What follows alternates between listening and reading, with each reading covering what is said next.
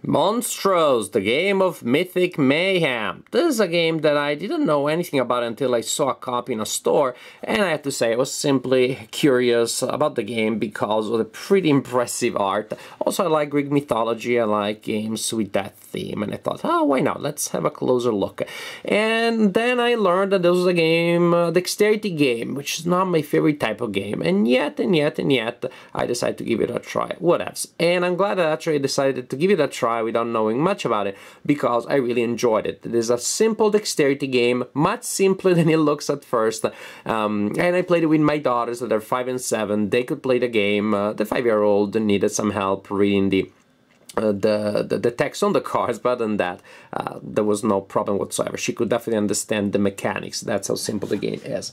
Which is something to keep in mind when you see the rule book, which seems like that of a pretty heavy, meaty game. Then you also have the lightning start rules, which are much more reasonable, and in fact they tell you pretty much all that you need to do. What the rulebook does, it goes more in detail about the effects of the various cards, and it's something that you can read if you have any doubt, there's any ambiguity about how cards work. In fact, the general idea is you have a hand of 3 cards, you throw them trying to hit those locations there and or other cards other players have thrown before. To hit a location, it means that your card overlaps another card or is visibly under the card, and then when you hit them, you activate effects and you score points. You draw another card to replenish your hand, and you're done. That is how the game works. You continue like this until the end of the game, until a player has used all of their cards, and then you score points. That is the game. So when there are a lot of other effects, don't forget that this is as simple as that. At the beginning of the game, you place 5 city cards in the middle of the play area. That is a standard setup. You can organize them in different ways, place them at different distance, all the flexibility there. More flexibility is given by the fact that you have extra cities that have different number of points, of fate points, that means victory points, and different effects. So a lot of variety, a lot of replay value here due to different combinations and configurations of cities. Then each player has a deck of cards such as this one, and they represent the various monsters that they will throw during the game. These cards are double-sided. One side, as you can see, well, trust me, I'm not going to show you every card. One side is the same for all monsters. It says when that card hits monsters, for each hit monster, you gain 1 fate. Again, that means victory points. And for each hit location, you also gain 1 fate. However, and each monster has a side that looks exactly like that. That's sort of like the standard effect. However, each monster also has a special unique effect which you use if the card lands on the other side. So basically, if it lands on this side, you apply that. Oh, look at that. I score 1 hit, 1 fate points just for that, and 1 fate for that, on top of other effects and scoring that may apply. However, each monster also has a unique side with a unique effect. For example, this one, when it is hit, the Siren's God, that would be the player, so the player controlling this one, gains 1 fate. So each time that somebody hits it, then you gain 1 fate because the Siren is happy and well fed. This one, again, standard side, but when it is hit, you discard any monster that hits the Gorgon. So she is a tough one because she eliminates enemy monsters. When it hits monsters, you take 2 fates from 1 hit monster's god, that is from other players. When it hits monsters, you gain 1 throw, and when it is hit, you put Phoenix on top of its god stacks. Phoenixes, you know, they keep coming back. You put hit monsters on top of their god stack, etc., etc. Now, there is something important. You have a player aid that is also used to organize your 2 decks. I just say a deck and a reserve. At the beginning of the game, you place a number of cards from your main deck in the underworld, which is on this other side of your player. of your player aid, and usually you cannot use them, but there are game effects from the cities mainly that will allow you to move cards from the underworld to your main deck or from the underworld to your hand.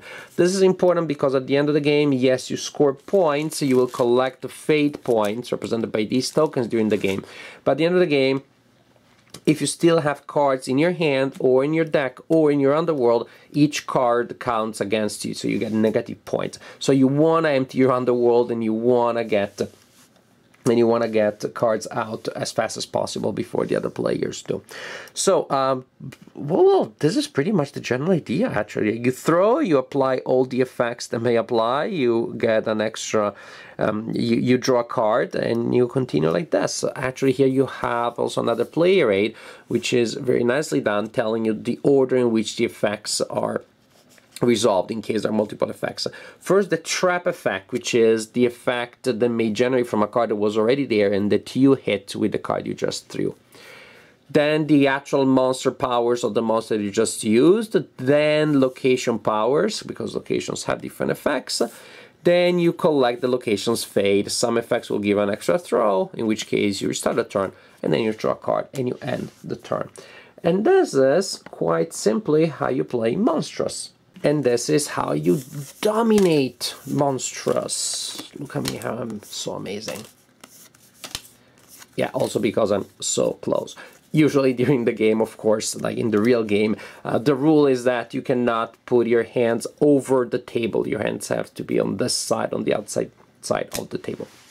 Now, which of course makes it much harder and creates an interesting challenge for adults and a very tough challenge for kids. The hardest challenge is not so much to hit anything for a kid when they are not placing their hand over the table. The challenge is not to put their hands on the table. They don't mean to, but they keep doing it. So I played this game with my 5-year-old and my 7-year-old, and that was sort of like the first time that we played. I was like, no, you cannot put your hand over the table. And they started getting a little bored and frustrated. They didn't like that all that much, and I realized I was being a little too strict. So I kept that restriction for myself, and as for them, they could just do whatever they wanted. And you know what? It was still already challenging enough and interesting enough. It gave them an advantage, especially when my 5-year-old would be like, okay, let me throw it. And yet still sometimes things would not go up. And she would just try to put the card down and still would not go where she thought it would. So I give them an advantage, but that was fine. That created a nice handicap for me and made it interesting. So the game is super simple, and the game of course has a lot of randomness. Now of course if you had perfect dexterity there would be zero randomness, but luckily enough no one does. And even if you do, sometimes the way the card falls or the way the card slides will cause interesting effects, because of course the cards are not perfectly flat, which means if this card is just even slightly, I wouldn't say bent, but just like, oh, bent I guess is the word, but just a little bit. And while you're trying to fall, sometimes you go down like a helicopter, sometimes, which is easier if you can put the hand over the table, but since you can't, sometimes you want to make it slide on the table. But sometimes because it slides, because it's bent, it just slides over and across, say, a card that you're trying to hit. But at times it does end up getting stuck under when you don't want it to be. Also, it's interesting that the side that will actually be face up is the one that you will use when you're checking the effects, whether it is the side that you wanted or not. So you're trying to make it land on a certain side, but then, yeah, of course, things happen, dexterity happens, dexterity fails you, and so you end up having an effect that you didn't want to, or not being able to do what you wanted, or serendipitously a configuration occurs that you had no idea could occur, and it's highly beneficial for you. So there is that complete unpredictability. Like many dexterity games, this is not a game of great strategy, although, and this is interesting to me, there is a modicum of strategy which is not irrelevant.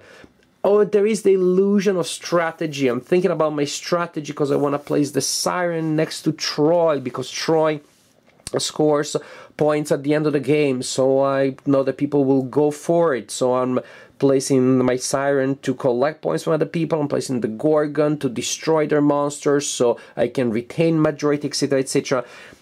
There's a strategy, but I talked about the illusion of strategy because, of course, I may not be able to implement it at all because I want to place my Siren there next to Troy for that amazing strategy, and that's where it ends. It ends like, you know, Australia or in Italy or something.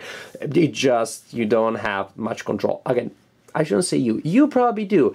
I am very clumsy as an adult. My daughters are young, so for us there was a degree of randomness which may be higher than in your family or in your group. And so the illusion of strategy was there. More the illusion than the strategy, maybe. But then when the strategy did happen, then it was a big payoff. It felt really rewarding.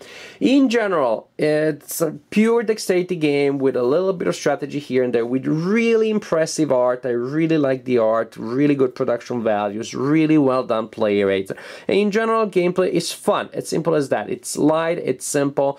It has as much strategy as you can physically manually implement, no more than that. The hand sometimes wins over the mind, but taking that into account, of course, you also had that other aspect that sometimes you had these moments of pure fun, pure joy when something absolutely crazy happens, some unexpected mega combo occurs, or some no-brainer that seemed like a no-brainer does not occur. So you have cheers, you have no face bombs, and all those things that occur when a group is having fun, when people are in the right spirit and they are okay with some randomness. Then randomness turns out to be an engine for fun stuff instead of just a wrench thrown into your best laid plans. In general, Monstrous is fun, as simple as that. It's a dexterity game where you throw cards and you activate effects. It's not gonna be the deepest game out there, but for what it is a pretty fun one, definitely an enjoyable game.